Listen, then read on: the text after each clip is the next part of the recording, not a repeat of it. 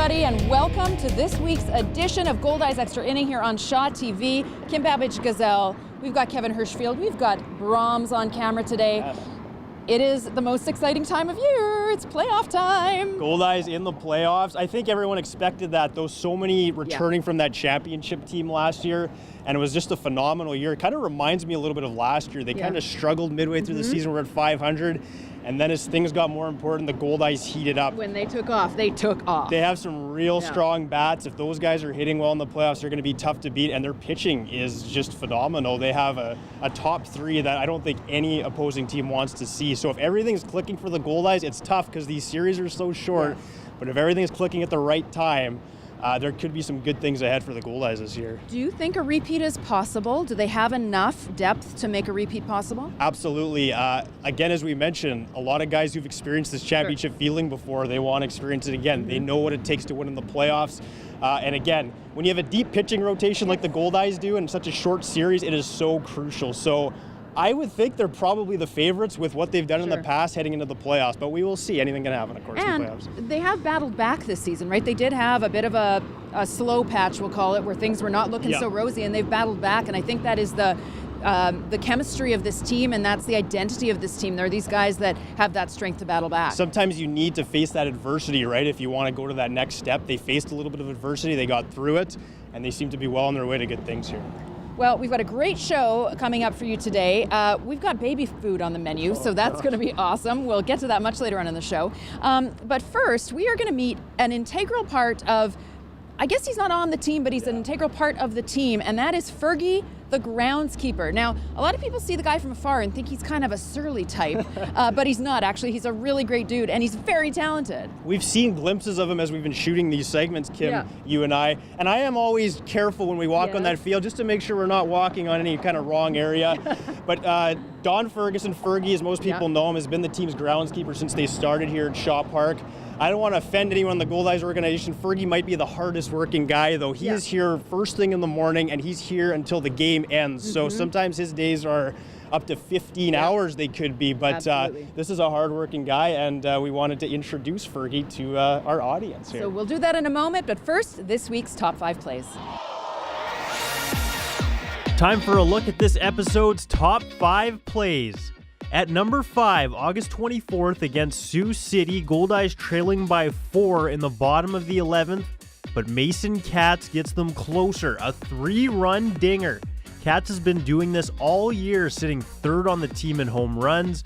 Fish would lose this one, but still a big blast for Katz. Number 4 comes on August 27th against Sioux Falls. Looks like a base hit here for the Canaries, but look at the vertical on Goldeyes shortstop Andrew Sohn as he reaches up and snags it for the out. Number 3, let's focus on Casey Turgeon for a few plays. He's only been with the Goldeyes for a few weeks, but already making a big impact. First with his glove, August 25th against Sioux Falls. This looks like extra bases for the Canaries, but Turgeon races after it and reaches out to make the great catch. Number 2, here's Casey at bat, August 26th against Sioux Falls with the bases loaded, and Turgeon crushes it off the wall and clears those bases with a 3-run double. Turgeon ends up with 5 RBI in the game. And at number 1, a milestone for Goldeyes ace Kevin McGovern. This strikeout on August 27th against Sioux Falls is his 500th career K. McGovern has put together a 6-year pro career, including stops with the Lincoln Salt Dogs and the Goldeyes, where he has picked up most of his strikeouts, and surely with the way he's pitching right now, there's many more to come. To baseball players and fans, there are few greater sights than a well-maintained baseball diamond and outfield. For the Winnipeg Goldeyes, this wouldn't be possible without the hard work of Don Ferguson and his crew. Ferguson, known by many as Fergie, has been the team's groundskeeper and the Shaw Park facility manager since the stadium opened in 1999. His groundskeeping days go back well before that. I started off in Shiloh. I was 13 years old, cutting greens and cutting grass around there, and whippersnipping and different things like that. I knew Sam Case for quite some time, and him and I talked one time. He asked me if I would be interested in doing it. I said, sure. I walk in about 9 o'clock in the morning on the average day, and I go into the office and look for all the seats that are broken, all the stuff that needs repairs for the next game. And I grab my list and grab a coffee, and I go and talk to the boys, and I said, okay, you guys do this, this, this, I'll do this, this, and so on down the line. And I don't cut my grass until after the dew's off, so around 11 o'clock normally. Well, I like cutting grass. I find that my quiet time, and nobody really bothers me. I normally take my cell phone and throw it on my desk, and nobody can bother me then. I won't even look up or turn around, because you have to concentrate on making straight lines, so you want to just keep your mind on the job. So, a lot of people ask me how I make the stripes, and I don't make the stripes. The lawnmower makes the stripes, but all it is at the back end is just a roller, and just the different directions that you operate the lawnmower in. Well, there's a little bit of superstition involved in this. If we find something that works, I'll keep that pattern, and then if it goes a little south on us, I'll change the pattern up. Get something that will work for us. This is our time when Fergie and I discuss all the world's problems. Right. We got all the answers to fix them. Rain are terrible in baseball, especially when you have to play through the rain. Everything just turns to mud. Whatever you've done all day fixing and repairing and having good shape gets ruined that night. Next day you come back in, smile, and clean it up again, but to the best of your ability, so that's it. So here's our plumbing department of nuts and bolts, different things like that. We do all the painting in here ourselves too, unless we farm it out, but mostly we do it ourselves. Here's sewer cleaners. This is all stuff that we use on not a daily basis, but whenever you need it, you got it. Stuff here is all my clay, fertilizers, grass seed, and whatever. It's on the racks in here. The seating is up top. Seats. I plan on doing another 5. Yeah. I just turned 65 this year, but I'll work to 70. As long as my health's good, I enjoy it, so yeah. Okay. I have lots of laughs. Yeah. This is today's obscure baseball term of the day.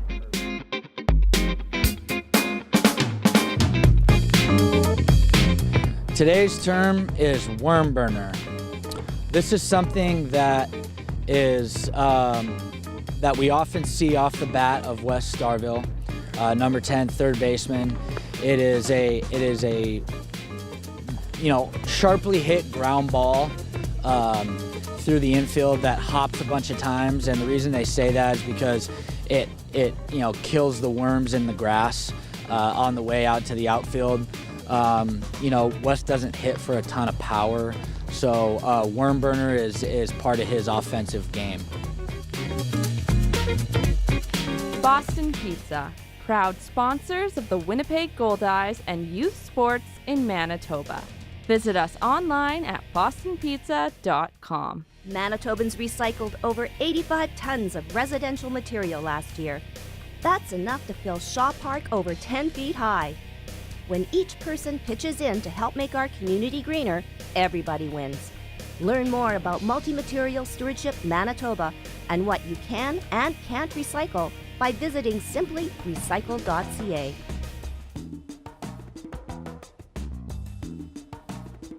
Hi, I'm Tom Baith, and on this week's Inside the Lines, we're going to teach you how to bunt. Okay, so we're going to have Wes here demonstrate the proper technique for the sacrifice bunt. So Wes in his stance, once he receives the signal from the third base coach, he's going to square around. A couple things we want to touch on first. We want to make sure that the top hand stays above the bottom hand to create the good angle for our bunt. We want to make sure that the bat is in front of the plate.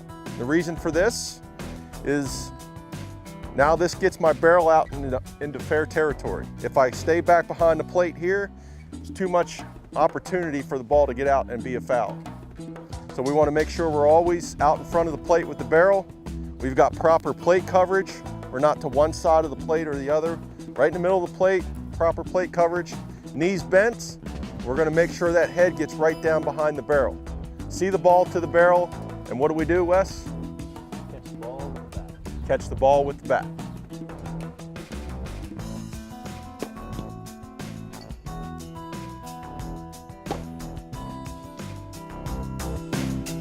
So you know what I could use on this sunny day? a hat. Why are we not wearing hats? I'm standing Why? directly in the sun That's right right. now. I am starting to sweat. You probably can't see it. I'm hoping we can just get through these bridges so I can get in the shade right away. This Right. is brutal, but anyways, it looks nice, I guess. We could go into the stadium and get a hat, as a matter of fact, and there are some great hats on sale that were designed, as they are every year, by one of the players, by a couple of the players actually. So it's an annual tradition, it's an annual campaign where the players get to design a couple of ball caps that are actually sold at the stadium. And this year, Wes Darvill and Cassio Grider, who is no longer with the team, unfortunately, they were the two that were picked to design the hats, and it was actually a really cool process. Yeah, they sat in a room with a representative from New Era, and it took them a while. They really cared about this. They want this hat to look as good as it can. Yeah. They were going through, remember the guy dumped all the hats on the table And there? a package of material this thick, you know. And they were going through these different hats, so they put a lot of work into this. We're going to talk to Wes Darvill here, and he is very pleased with how things turned out. He's been sporting that hat every time I kind of seen him around here. So I think the players really wanted a quality product, and they spent some time on it, and I think they're very pleased with how it turned out. These are sold to the public as well, and apparently there are very hot sells. So I think everyone's pretty pleased with how that went. Well, and you'll notice, of course, in the piece that Josh Romanski had some very specific thoughts on what his best buddy, Wes Darvill, was doing during the design process. So we're going to give you a look at that right now.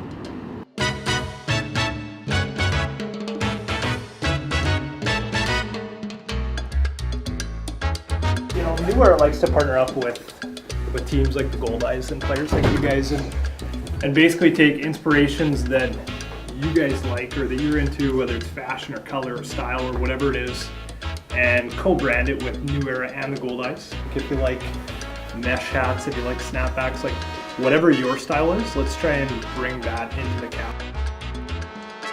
So I always encourage people, like, try to find that in between where it's creative, but it's not too far off the map, you know what I mean? I don't know what they're thinking about. We're thinking about but they might mess this up. Wes, I'm not sure. So we'll see.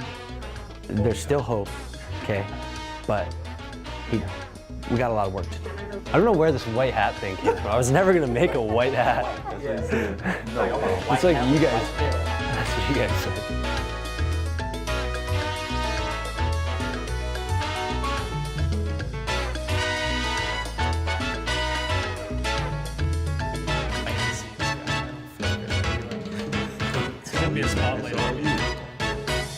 Well, there it is right there, the final product, the hat that Darvill built, I guess you could say. And here is the man himself joining us, Goldeyes third baseman Wes Darvill. And Wes, when you saw the hat for the very first time, what was your reaction to it?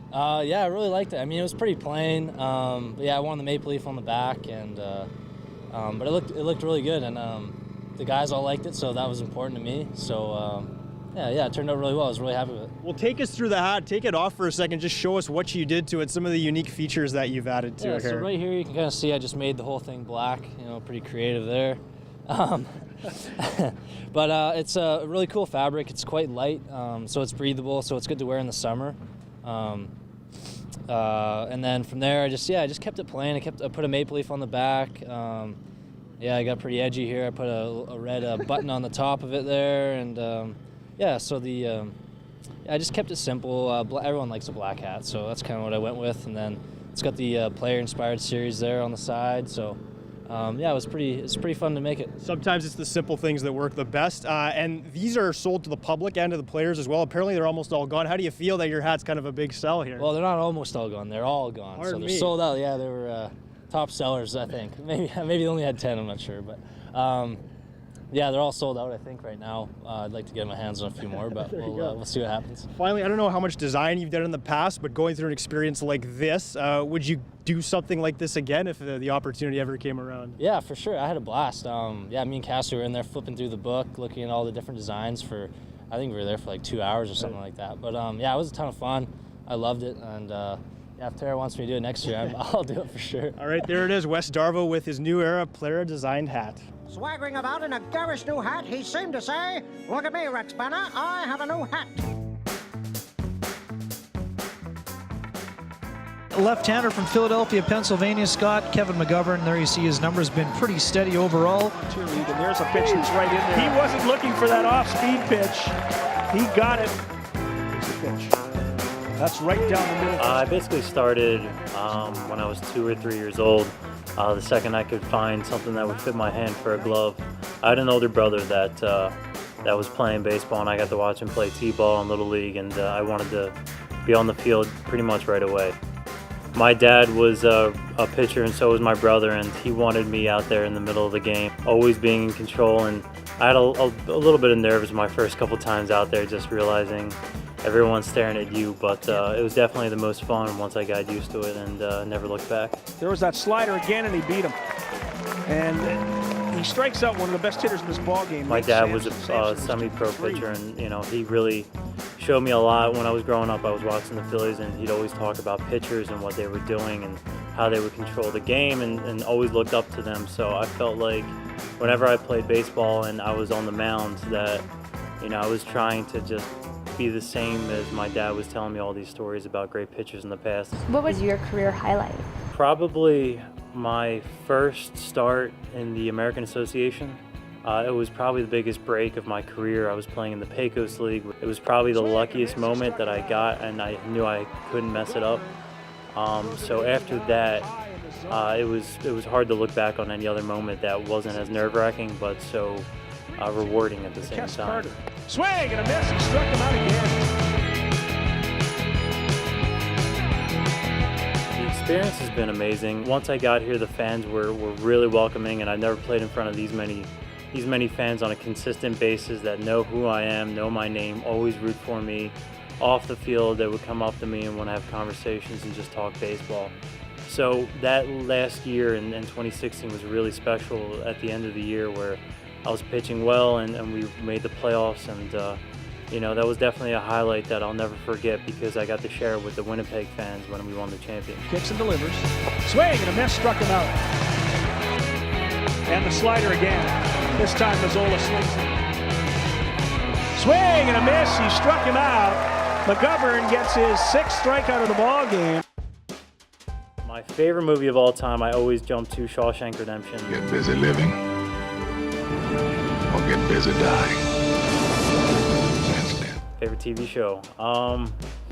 Probably Boston Legal. Got the cigar in the ear again. Need to amuse myself in ways I can't get sued. Favorite baseball player? Growing up, it would probably be Jim Thome. He was left-handed, and he played for the Phillies for a little while, and I just really appreciated the way that he respected the game, and you could just kind of tell that he was always there for the fans. Favorite superhero? Batman, 100% Batman. I grew up watching the animated series in the 90s with my brother, and just loved the idea of superhero without superpowers, and it just seems like an underdog. Post-game meal. There's not like a favorite, but I really do appreciate when they make Philly cheesesteaks. They have a big spread for Philly cheesesteaks, and then everybody on the team likes to go. I guess they forgot that you weren't starting today because they got the Philly cheesesteaks out for me. Smothered with grilled onions and melting cheese on a hearth-baked steak roll. It's really authentic. How you doing? Maybe a little too authentic. Fender Bender, Rear Ender, Mako Collision Repair and Auto Painting, 983 Wall Street. Proud sponsor of your Winnipeg Goldeyes. Home Run Sports is proud to support this community production of the Goldeyes Extra Inning. Official supplier to and proud sponsor of the Winnipeg Goldeyes, slide into Home Run Sports at Bishop Grandin and Lagimodiere or online at homerunsports.com. We've got all the bases covered at Home Run Sports. Get ready for your game. It's baby food. Definitely some kind of baby looking thing. Banana, sweet potato, blueberry, and brown rice. Oh, the color looks like trash, dude. Dude, feed me. You can put more, you can fill it up.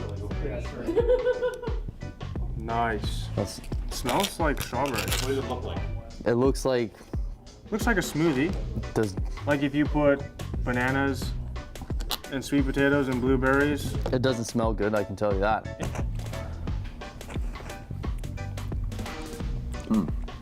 Not Actually, bad. not bad. I mean, it's not good, but it's not bad. Can we get some of those for the bullpen? It does look like baby poop. Looks like somebody cleaned a diaper and put it in this little... Oh, but man, you barely put any on your spoon. Yeah, because I was serving. It's not that bad. That's good. Tastes like banana. It's very heavy on the That's banana. good. Yeah, I could eat that. I like that. I could eat that. Actually, that is not bad at all. Yeah, it's just more, you taste the banana and the blueberries more than anything. Yeah. If there's more protein, I'd probably have one of those on a regular basis. Yeah, you know, this is actually, how come it says no sugar added and there's... Because there's sugar in bananas and blueberries. Definitely a banana smoothie with a hint of blueberry. Yeah, it's not bad. All right, what's next here? Baby gourmet, we got some black beans, sweet corn, chicken, and quinoa. I should have made you say that because you would have had no idea how to say that. Bad. I had no idea how to say it. I panicked for a second. Yeah, no, this looks pretty bad. Quinoa, come on, Danny. What is that? Dude, come on. I can't eat that if I don't even know how to say it. It's an ancient grain that is very high in protein. Well, if it's ancient, why is it still here? Because it's one of the best grains you can eat. Well, I've never heard of it. Of course you have. So it's not as appealing as the banana No. blueberry. I'm kind of interested. It's gourmet though. That's not bad. I mean, this is bland. That's bad too. No. Oh, that was bad. Bland. Just like black beans, honestly. That's not for me. Nope. That's gonna be one pissed off baby though. Like, if I could ever describe something that has no flavor, I would describe this baby gourmet thing, because this is the least amount of flavor I've ever had in my life. Gerber Bitty Bites. We got apple blueberry. I want Gerber. Used to eat Gerber. I was a baby. No, he's not bad. You know, bland. Yeah, not too sweet on the cereal side though. That's not but bad. I can definitely see a baby eating it. Yeah, I wouldn't have a problem eating it. 1 gram and 15 nuggets? I mean, this is just a waste of time. These are bad. It's just empty calories. This is bad. It's like... It's just like wafers. Yeah, like boring bad. Wafers. This is a boring baby that eats this. But it's not I'll terrible. chew it throughout the day. It's real liquid. That looks like mustard. It does. Oh, you do no, that. you I don't want to can't try make us that. eat that? I don't want to try it. Heinz vegetable chicken noodle casserole. How do they mix all this in one? Oh, it's all liquid. Shake it up first. You're supposed to shake it. Are you supposed to shake it? I don't know. It's real liquid. It's like watery, but it's real thick underneath. Oh my lord. You smell that? Yeah. Oh man. Please don't feed your babies this stuff. Looks like a honey mustard. I wouldn't give it to my kid. What is it again? Vegetable chicken noodle casserole. Mm-mm. That's bad. That is terrible.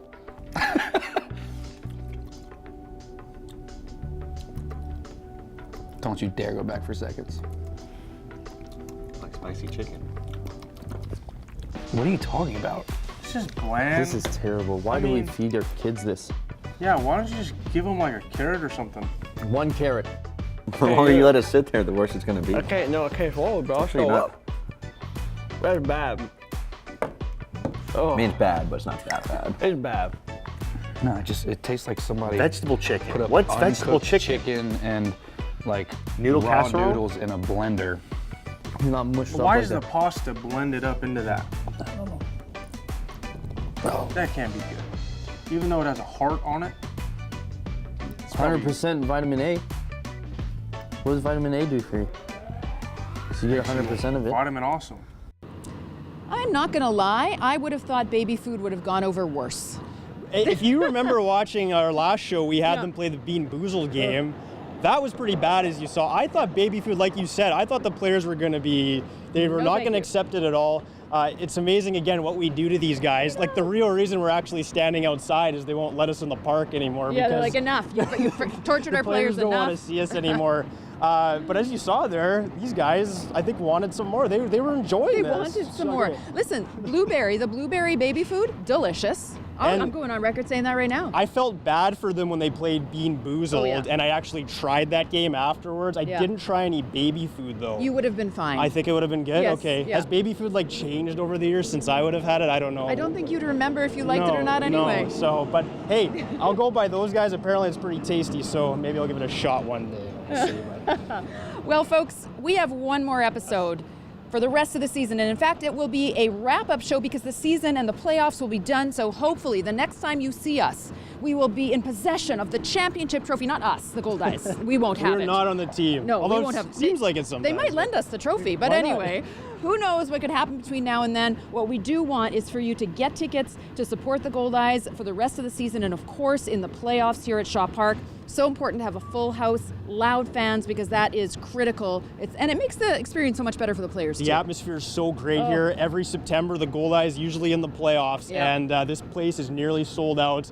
And the players feed off of that. That's the truth. If the Goldeyes are going to win, they're going to need to feed off a rabid home crowd for sure. So they're going to want the support. All right. Well, folks, we will see you next time. Fingers crossed it's with the championship trophy.